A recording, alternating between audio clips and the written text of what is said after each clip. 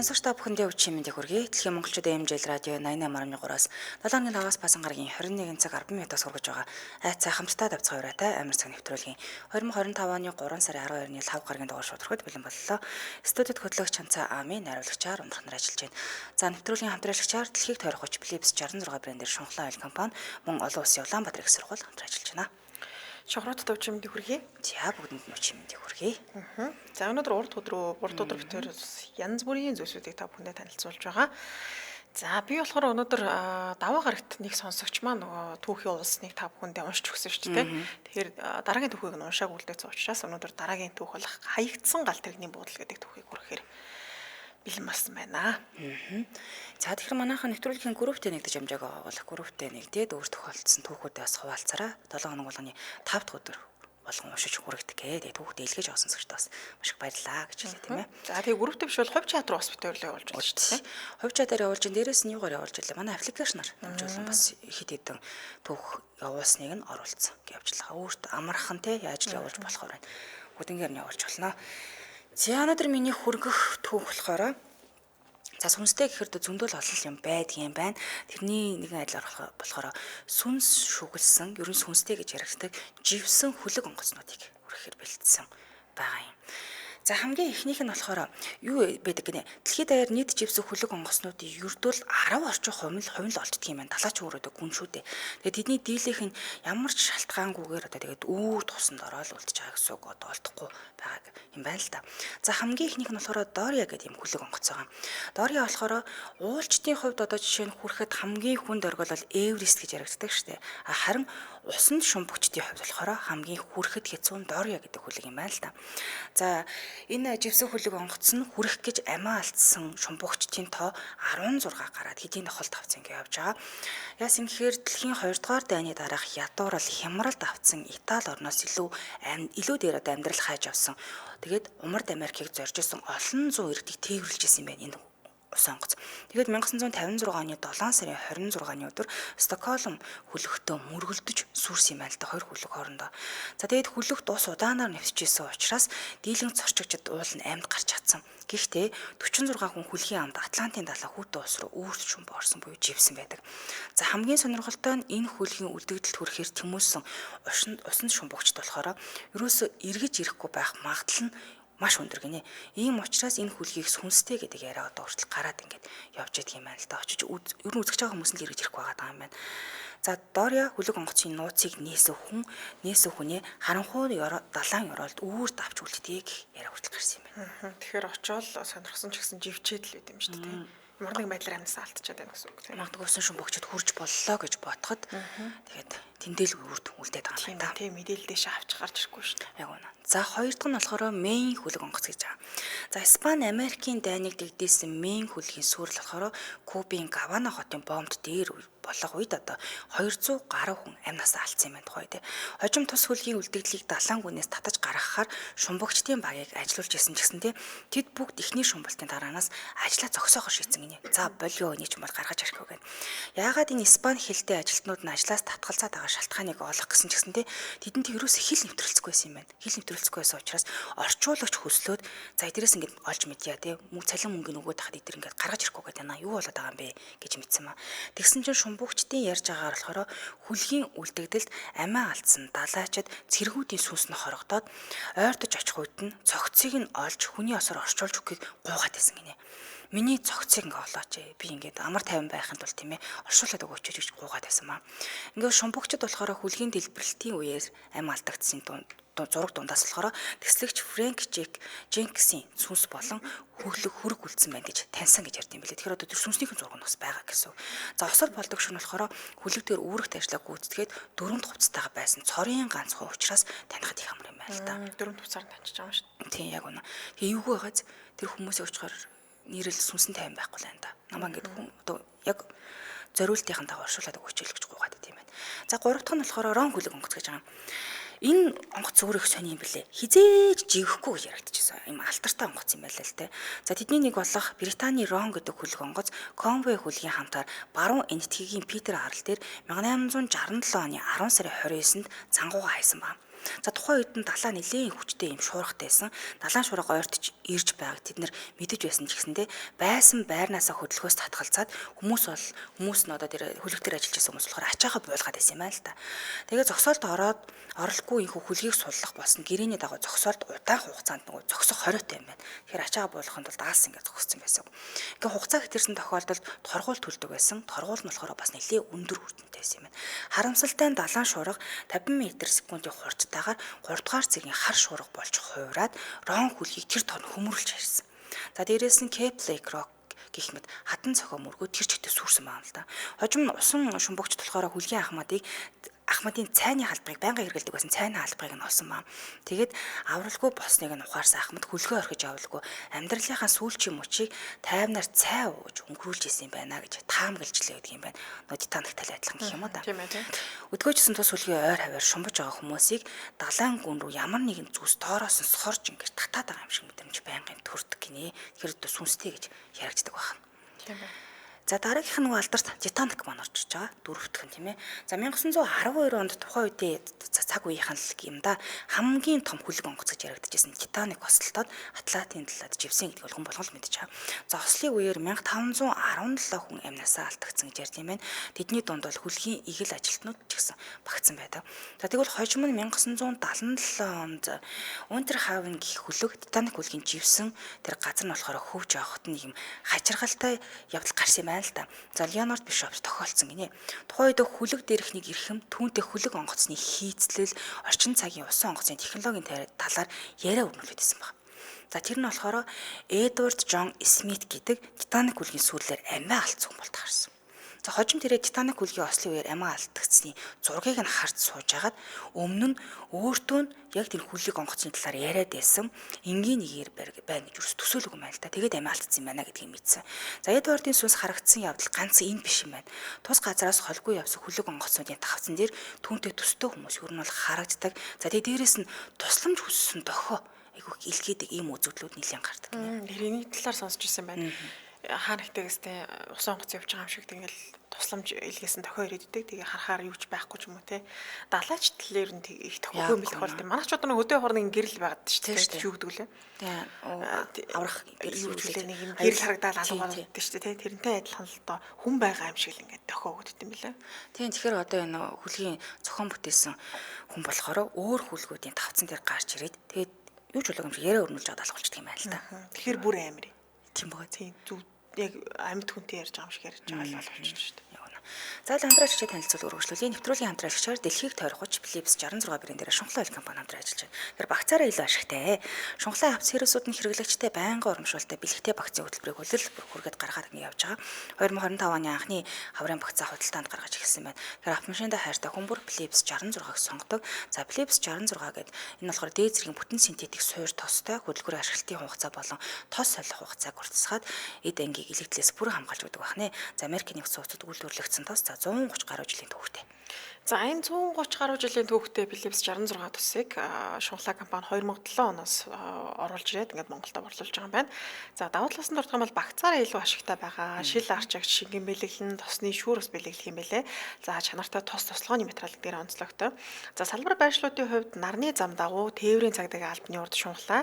За хуучнаар Китэмсийн урд байрлах шунхлаа байгаа юм байна. Гандагаас Баян бүрд явах зам дагуу бас байгаа. За тэг хүүшийн аманд байрлах шунхлаа гэх мэтчлэн ингээд дөрвөн салбар байдаг. Холбогдох утасны дугаар нь 7007 3003 7007 3003. За тэгэхээр сошиалын шунхлаа тос тослогооны материал гэдэг Facebook хуудсыг нь дагаад илүү дэлгэрэнгүй мэдээлэл авах бүрэн боломжтой байна. Баярлалаа хамтран ажилласан Дэлхийг тойрогч Philips 66 брендээрээ шунхлаа ойл компани хамтран ажиллалаа. Баярлалаа. За баярлалаа.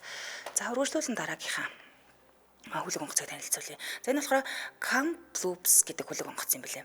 За Америкийн нэгдсэн улс болон Канадын хил дагуу орших их нуурууд нь усан тээврийн ачаалал ихтэй замуудтай юм байна. Юу нь бол байнгын тэргээр ус онгоц авч байдаг. Иймээс ч олон жилийн туршид хөлөг онгоц осолдсон живсэн явдал маш олон удаа хэдэн зуун мянгаараа гарч ирсэн юм байна. За тэдний хамгийн алдартай нь юу юм гээд гисэн чинь 1927 оны 12 сард живсэн Kamloops гэдэг хөлөг гинэ. Ослын үеэр дийлэх хүмүүс аюулгүй онгоцноос болон гарч чадсан. Тэгвэл нэг талаачин үүрэгт ажилла гүйцэтгэж аваад живж нас орч тийм түүхтэй юм байна. За тэгвэл энэ залуугийн сүнсийг одоо тэр хөлөгтөө шүглсэн гэдэг яриа гарсан байгаа. Яасан гэдгсэн чинь энэ залуугийн сүнс нь болохоор шумбагчдад харагддаг юм байна. Заримдаа тэдний хөлөгтөө орохыг дуудаад за ингээ манай хөлөгтөд ураад идэг гинэ. Ерөнхийдөө одоо нэг залж байгаа юм шиг тийм манайх орооч гэж байгаа юм шиг. За ихэнх тохиолдолд бол өөрийнхөө ажиллаа хийж байгаа юм шиг харагддаг.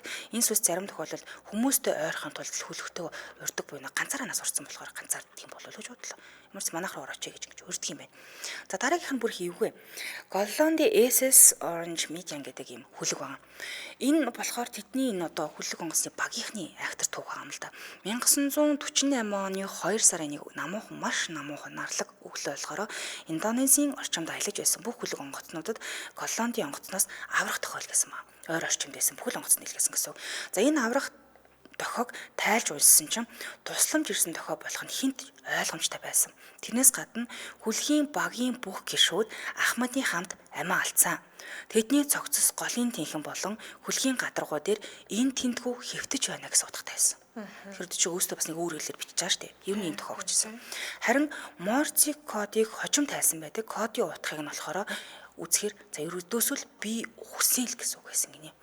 За тэгээ аврах багийнхаа очих үед хөлөг онгоц одоо зургийг хариулж өгч байгаас нэг иймэрхүү байдалтай байсан. За энэ мэдээг авсан бусад онгоцны багийнхан тухайн үедээ хүндхэн байдалд ороод шууд л Голланд хөлгийн байршлын зүг цөм хөдөлсөн буюу ойрхон байсан бүхэл хөл онгоц аврахаар хөдөлсөн байна.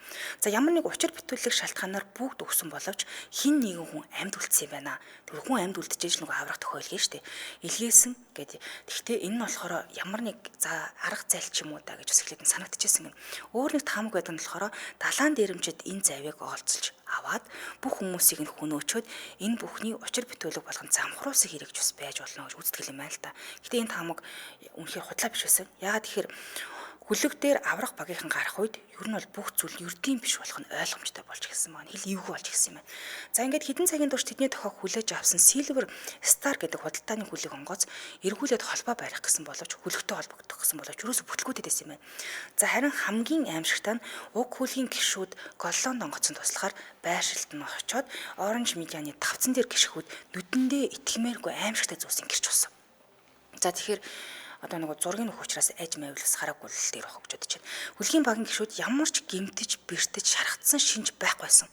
Гэхдээ тийм байсан боловч гишүүн нэг бүр ямар нэгэн зүйлээс бүр ингээд маш их хүн айхаараа нэг амар байдал гаргадаг штэ тий. Нүд нь ингээд томоор нээлттэй, бие хавцсан чигээрээ одоо гадаа нөгөө хүлдэж хүн гэдэг шиг хөшөөд ингээд хүцгээсэн байсан. Тийм байна. Тэгээ зураг нь бас нэлээ юу юм шүү дээ. Тийм ааз яг яатсан бол юу тохиолдсон бол гэмээр ойлгомжгүйгээр ингээд хөшөөд хүцгээсэн байсан. За тэгээд яасан ингээд гисэн харин Эквадорын халуун бусад задгаа далаад байсан учраас зуны халуун өдөр бүгд яагаад ийм хөлдсөн юм шиг хөшсөн байсан болоо гэдэг нь бол одоо хүртэл цэврээд юм байна. Нэг юм хүт агаараар тэр чигт нүглийг хайцсан юм шиг тийм.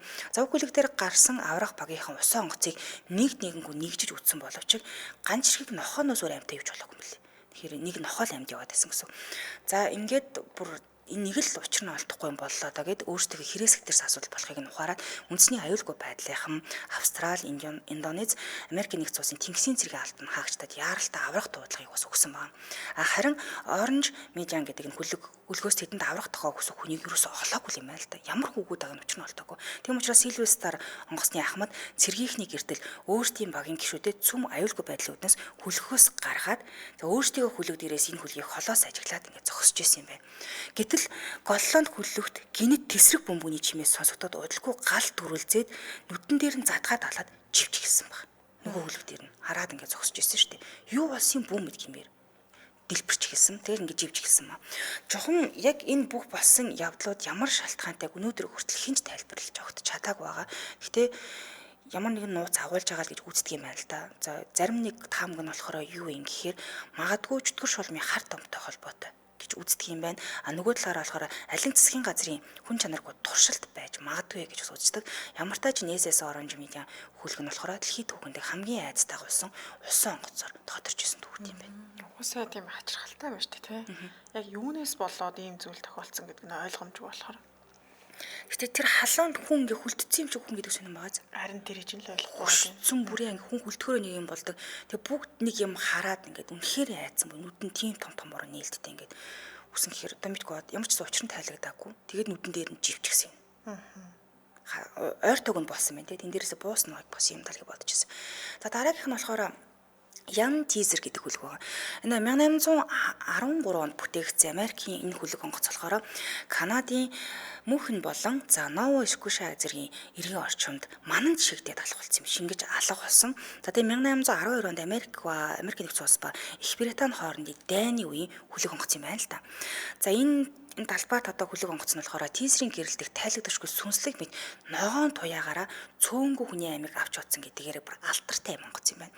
Учир битүүлгээр манан дууршаа алга болсон хүлэг онгоц хүлэг болохоор мандаа шүн тодорч илт ингэж харагддаг юм байна. Тэгээ бүтэн сартаа шүн болохоор 3 шүн эрэх далайн гүнлэгөө шомбон ордог гэдэг яриа бүр гарт юм байна. Тэгэхээр энийг харсан хүлэг онгоцнууд тэгээд ялсаас ингэ харахтаа бодит хүлэг онгоц байна гэж дагаад тэр манд нь ороод нэг ногоон туяа гаргаад байт юм байл. Тэг гэрэл гарангууд дагаж ороод юу наарс уурсраг болчиход байт юм. Живдэг ч юм уу ямар нэгэн асуудал болдог гэхээр сонил хүлэг онгоц байлээ. За дараагийнх нь болохоор Валенсиа гэдэг хүлэг онгоц байгаа. Энэ болохоор 1882 онд бүтээгдсэн William Crabb and Sons-ийн одоо компани бүтээсэн илгүүлэг онгоц болохоор 77 метрийн урттай 1598 тонны жинтэй маш том сүрлэг хүлэг онгоц байсан. Гэхдээ нэг цаг агаарын таагүй байдлын улмаас 1906 онд болохоор Ванкувер арлын орчимд осолтод живцсэн юм билээ л дээ. За тэгсэн хүлгийн тавцан дээр тухайн үед явж байсан 180 хүнээс ердөөл 37 наймд үлдчих чадсан байдаг. За хүлэг осолдод живхэн тодорхой болсон тухайн үед болохоор хүлгийн багийнхан аврах завьудаа буулгаад 108 зурчигчийг аврах завьд суулгасан гэдэг. Гэтэл нөгөө аврах завьтай шүү бүр учир битүүлэх шалтгаанаар хид хідэн аврах завьд хөмөрцөн. Нэг нь бүр орс руугүй алга болсон буюу уул нь аврах гэдэг. Тэгээд ингээ бүгд живэд алга болсон юм билээ. Энэ явдлаас 5 сарын дараа болохоор нэг загасчин агуу орчим дотроо 8 арга ястай аврах завь оллоо гэсний дагуу эрэл хайгуул судалгаа шинжилгээ хийх багийнхных томилсон ч гэсэндээ юу ч олоогүй юм байна л да. Харин хүлгийг живснээс 27 жилийн дараа хүлгийн нэг аврах зав Ванкувер арлын эрэг орчимд алгуурхнаар хөвөөд ингээд явж байгааг олон хүн харсан байдаг. Тэгэхээр энэ одоо тус хүлгийн тийм ээ аврах цав нь сүнстэй хүлэг онгоцны тухай цөөнгөө түүхийн нэг хэсэг гэж яригддаг буюу айл 27 жилийн дараа тэр аврах цав бүх нэрээ хөвөөд ингээд явж байгаа боломжгүй л дээ. Тэгэхээр сүнсэл болж харин тийм болж шүү дээ. Чөлөө бүрэн бүтэн явж байгаа юм амаргүй. 27 жилийн дараа л тэнд нэг аврах цав ингээд хөвөөд яваад байдаг байна. Тэ уул нь аврах цав нь суулгасан боловч нөгөөдөл нь бүгд л осолдчихлоо л доо. Харин тийм ээ. За дараагийнх нь болохоор Оурен Мижан гэдэг юм хүлэг байгаа. За учир битүүлгээр нас барсан Голландын хүлгийн багийн тухай бас өгүүлдэг энэ хүлэг онгоцны түүхэн бил 1947 онд гардаг. Америкийн 2 ч хүлэг онгоц тус өлгөөс илгээсэн тусламж хүссэн одоо нэг юу авсан шүү дээ. Мэдээллийг авсан. Энэ нэг төрөний нүдэ нээцэнтэй байсан. Нүдэ нээцэн яхаад нэг өөр түүхэн юм билээ.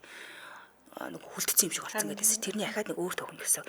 Тэгээ яасан гэдсэн чинь тухайн үед болохоор ойр хавийнх нь бүхэл одоо хүлэгт илгээжсэн гэсэн боловч энэ түүхэн дээр болохоор Америкийн 2 хүлэгтэл аврах тохио илгээсэн гэдэг. Тусламж хүссэн тохио авсан. За тэгээ авсныхаа дараа хүлгийн багийн ахмадаас эхлээд багийн тэр чигтээ өгцөн байсан. Тэгээ би ч гэсэн өгсөн гэдэг утгатай мэдээллийг авсан гэж. Тэгээ хүлгийн багийнхан болохоор мест бэсэндээ бүр нохоо хүртэл яаж зогсож байсан тэр хэвээрээ нүүрний хувирлан ямар нэгэн амьжтай зүйлээс имиж мэгцэн байдалтай нас орсон буюу энэ дээр нохоо хүчээд байгаа. Өмнөх түүхэн дээр болохоор нохоог нь амьдаар олсон шүү дээ. Тэгэхээр энэ хүлгийн тухай болохоор олон түүхээдгийн нэг л энэ болж таарсан. За тэгээ хүлэг онгоц ямар ч гэмтэл аваагүй. Тэгсээр нэг багийнхны юм учир битүүлгээр нарс барсанд бол ихээр гайхажсэн. Нэгтэй хүлэг ус үлдэж живцэн шүү дээ. За тэгээ сүүлд шинжээд болохоор хүлэг дээр мөн л тайлагдашгүй шалтгаанаар гал гарсныг нь илрүүлээд хүлэг дэлбэрээ живсэн гэж ярьсан. Гэсэн ч хүлгийнхний өвгөлтэй холбоотой энэ түүх одоо ч маргаантай байдаг. Хууль бусаар одоо хориотой бараа тээвэрлэж авсан зэргээс эхлээд олон таамаглал байдгийн байна. За бас нэг юм таамаг нь юу гэдэг ингэ гэсэн чинь сансрыг үл мэдэгдэх нисдэг биет болон сүнс гэж ярьд юм байна. За тэр хүлэг дээр сүнсний дайралт болсон.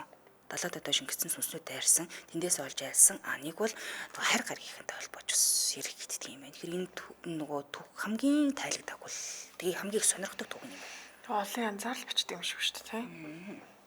Яг үнэ одоо юу гэмтэй их олон хүний сонирхол татсан л түүх юм байна л да. Ялангуяа нэг хүлгийн багийн тэр чигтэл тэр эвгүй байдалтай нас орсон байсан л одоо хүртэл тайлагдахгүй ингээл яваалах юм байна.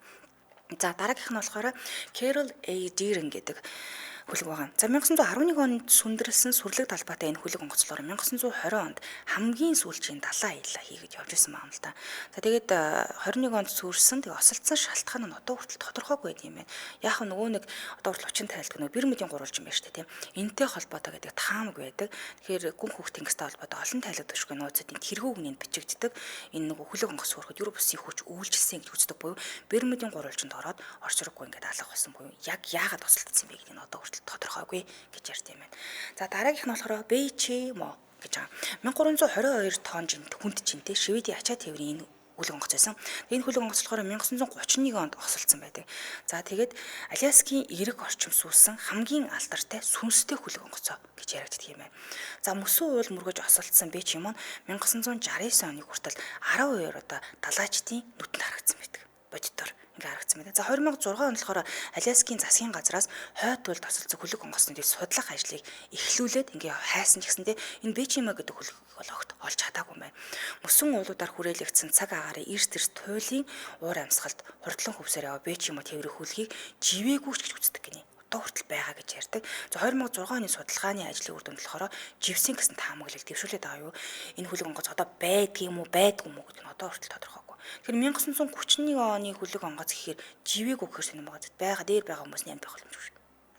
Өөр ингээ хүү явах юм уу яах юм. Гэтэ ямар ч байсан 12 удаа бол боддороо далаачдын нүдэнд бол ил гарч ирж харагдсан. Зүгээр живцэн тэгэл хий дүрс мөрсөн л харагдсан байж магадгүй. Тэрнээс биш ийм удаан хугацаанд тэрчүүдээ байлаа гэд хинч хөдлөг хин. Харин тий.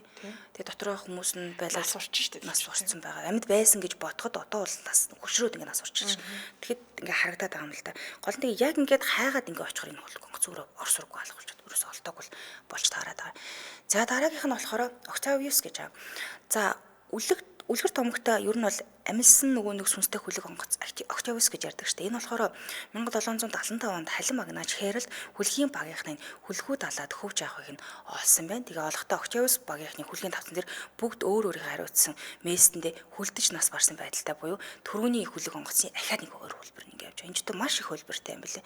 За гэхдээ энэ дээр нэг шинэ мэдээлэл байсан гэсэн чинь хөлгийн протокол гэдэг штэ тий. Тэмдэглэл ингээ бичдэг. Тэнд болохоор хамгийн сүүлчийн тэмдэглэл нь 1762 оны 11 сарын 11 гэж бичсэн байсан юм байна л да.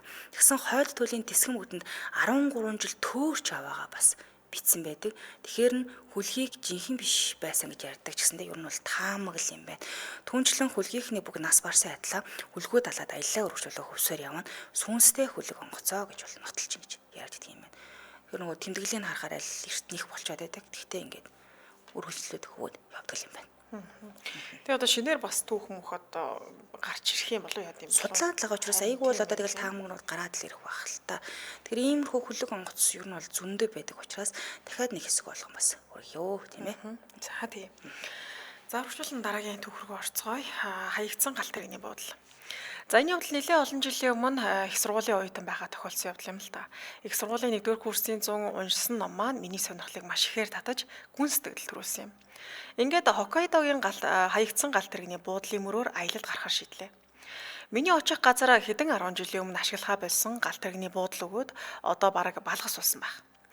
Ингэж яаран утсан шалтгаан нь одоо л очиж үзэхгүй бол удахгүй бүр мөсөн одоо үндэсгүй ингээд арчигдаж магадгүй байсан л та. За гэвч тэнд төсөөлж байснаасаа шаал өөр зүйл харснаа одоо ч би мартдаггүй юм. Аялалд гараад нэлээ хэдэн өдрийн дараа тэр өдөр тэнгэр муудаж цаг агаар нэлээ онцгүй байлаа.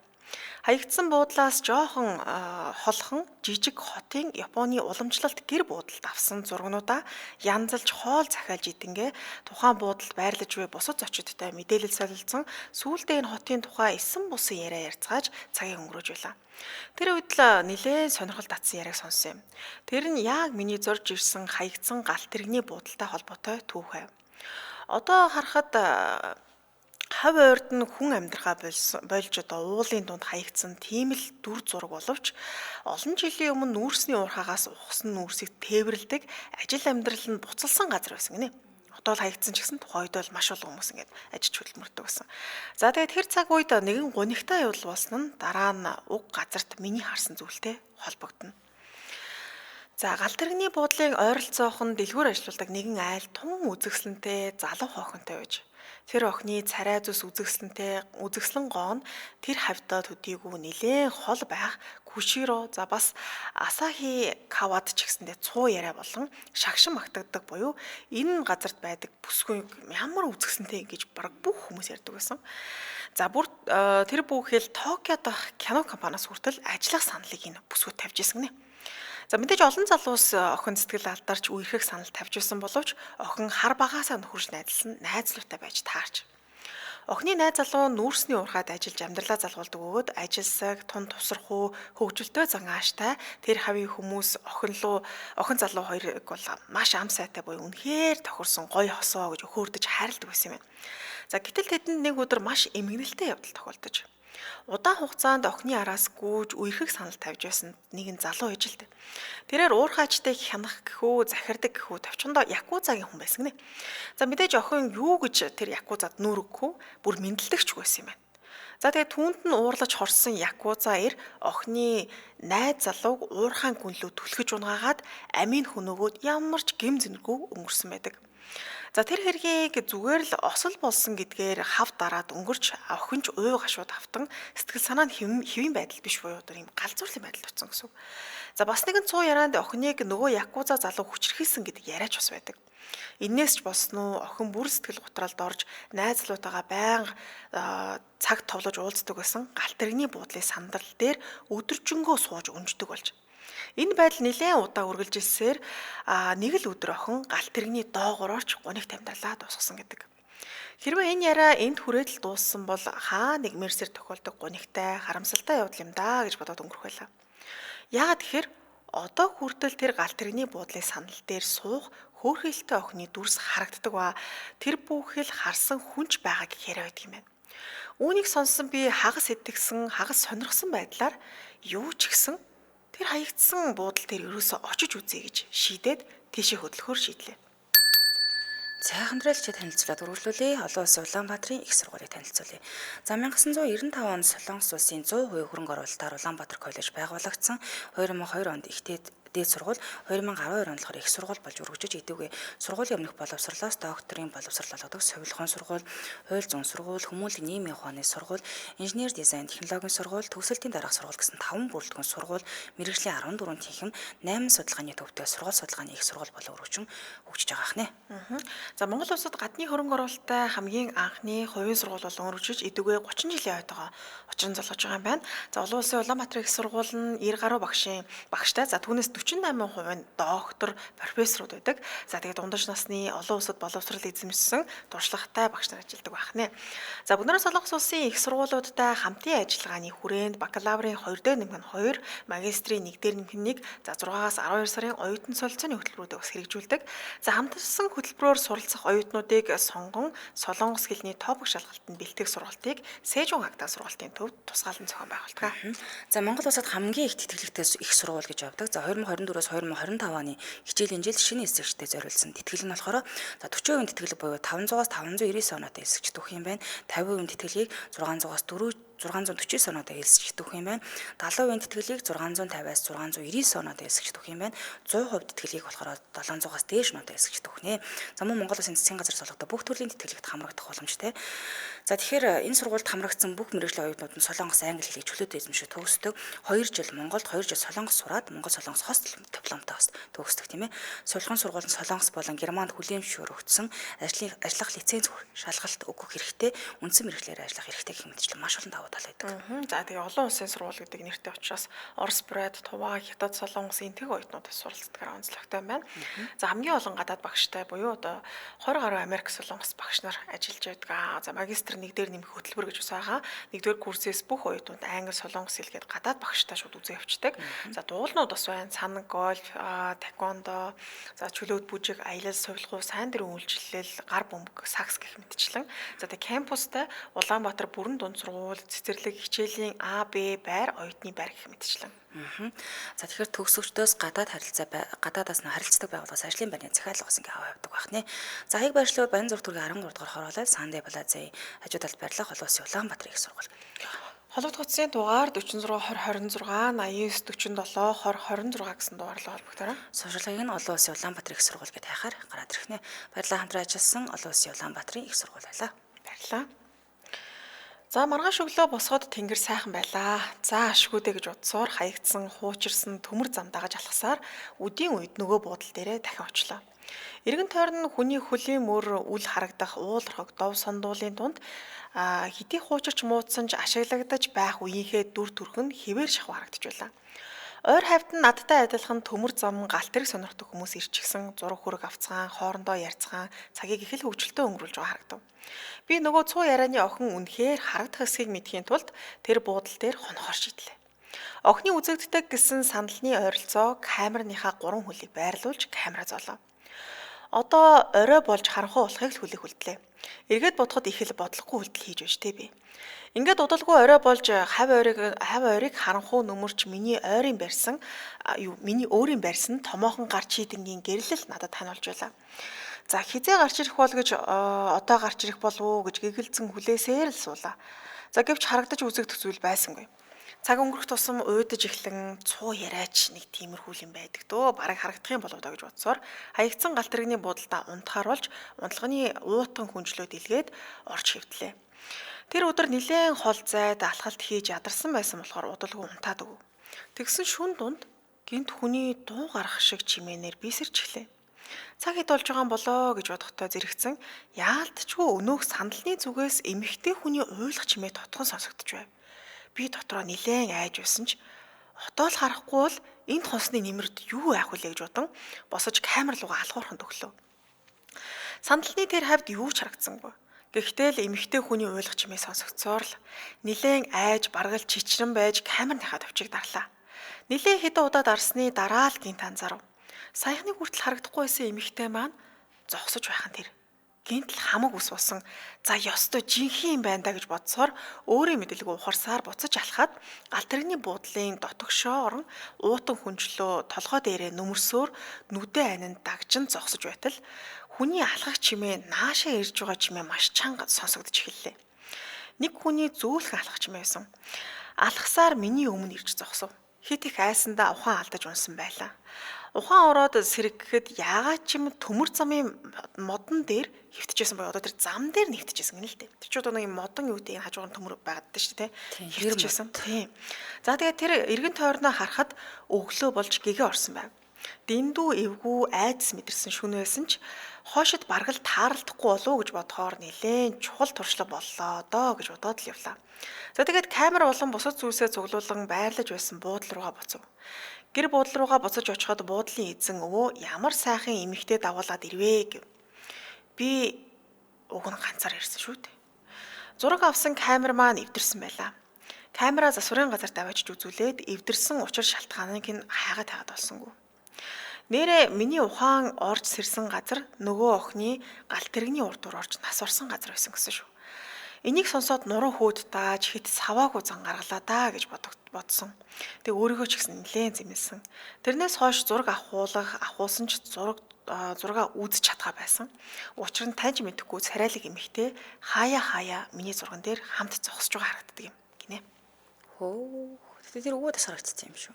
Тэгээ тэр үед л харагдсан юм байна л да. Гэтэ яг хүн болгонд харагдахгүй нөө зураг авахаар зурган дээр л төлхөө харагдаад байдгаа л гэсэн нэг юм байдлаар төхөн дуусч байгаа юм байна. Аа. Тэгээ ер нь нэг тийм зурган дээр гарсан сүнсний зураг олон байдаг те.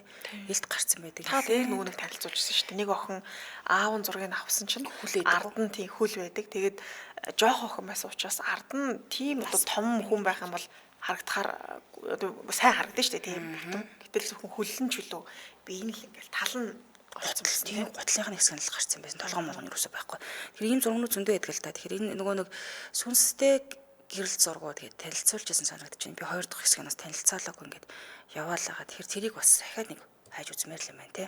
Тэгээ Японд болсон маш олон түүхүүд байдаг юм билээ. Тэгээ энэ түүхийг Окарута Зума гэдэг сонсогч маань орчуулж явуулсан. За тэгээ энэ түүх болохоор 2004 оны 8 сарын 6-нд бичигдсэн гинэ. Тэгэхэд бодоод үзэхээр 1990 хэд онд болсон явдал гэж байгаа. Тийм шүү дээ. Тэгээ 90 хэд онд л одоо нэг хаягдсан автобусны тэгээ юуны газрын буудлын дээр л тийм болсон явдал юм уу. Тэгээд одоо бол яг энэ нэмэгтэй харагддаг гэсэн хэлж мэдэхгүй. Гэтэ ер нь нэг харагдаж үздэг ч гэсэн манайх хүмүүс бичсэн нэг очиод үзчихийсэн гэд димидээ тийшээ ерөөсөө битээ зүгэлжээ гэж битүүрэл хэлдэг те. За нэгс манайрын минь бүрэгдэн яно би Солонгост байдаг юм аа. Энэ босын явдлаа бичих гэсэн юм. Одоо шууд унших боломжтой юу? Миний бичих босын явдал та хоёрын сонирхлыг их татах баха гэсэн байна. За одоо бол нэвтрүүлгийн цаг өндөрлөж байгаа учраас шууд унших боломжгүй. Тэгэхээр групптэй нэгдэж ороод групптэй сайхан бичээд оруулаарай тийм ээ. Тэгвэл одоо 5 өдөр бас битэр уншаад өгчдөг. Тийм амар цаг нэвтрүүлэг гэж хаагаад 62 мянган гишүүнтэй групп байгаа. Тэгвэл худлаа группууд бас байгаа. Хурамч групп тийм. Тэгэхээр ориг руу ороод тэгээд өөр тохиолдсон түүх таваалцаар. Одоо ингээд уухгүй 5 бас гараг боллоо шүү дээ. Тий. Тэгээд таны ярих гэж байгаа түүх нөгөө бичиж жоохон түүхтэйж магадгүй тийм ээ. Нөгөө манайхан чинь за найруулгын алдаатай биччихлээ уучлаарай гээл тэгээд тэр найруулга өндөр дээр санаа битээ зураад үнэхээр урт байгаа дэвэл та тэрийг шууд утсанд холбогдоод ярих боломжтой байдаг. Тэгэхээр 5 өдөр үлээгээд ер нь бол гадаадаас хүмүүс ярихаар гой санагдаад байдаг шүү дээ. Яг тухайн газрынхаа болсон үйл явдал юу гэдгийг сүнс өдрийг харахад гадаад сүнс их сонирхолтой гэх юм уу? Үгүй яасан магадгүй. Гэтэ бид нар ч нөгөө Монголд байдаг учраас Монгол сүнсийн тухайг сонсдог шүү дээ, тийм. Амьдралд ойроо. Тийм, илүү ойр байдаг. Харин гадаадд одоо тохиолдсон тэр таарсан сүнснүүд болохоор тийм төрөл бүрийн, янз бүрийн тийм сонин түүхүүд их дуулдаг юм билээ. За Монголд ч юм бол дийлэгтэй нэг юм дээлтэй хүмүүнч гэдэг юм уу, хөдөө тийм. Тэгээд одоо ганц модны ойролцоо болсон явдал ч гэдэг юм жоохон түгээмэл дүү байгадаг. Магадгүй одоо тэнд л яг сүнс нь л байдаг л байна тийм. Тийм л. За баярлалаа өнөөдөр хамт байсан сонсогчдоо энэ төрхөөр нэвтрүүлэг өндөрлөе. Студид хөтлөгч Ханзаа Амийн найруулагчаар ундрах нар ажиллалаа. Нэвтрүүлгийн хамтран ашигчаар дэлхийд тойрох хүч Philips 66 брэндээр шунхлаа ойл компани Монгол Улсын Улаанбаатар их сургууль хамтран ажиллалаа. Өргөжлүүлэн томчуудын шууд нэвтрүүлэг аван сонсорой. Түр баяртай. Баярлалаа. Баярлалаа.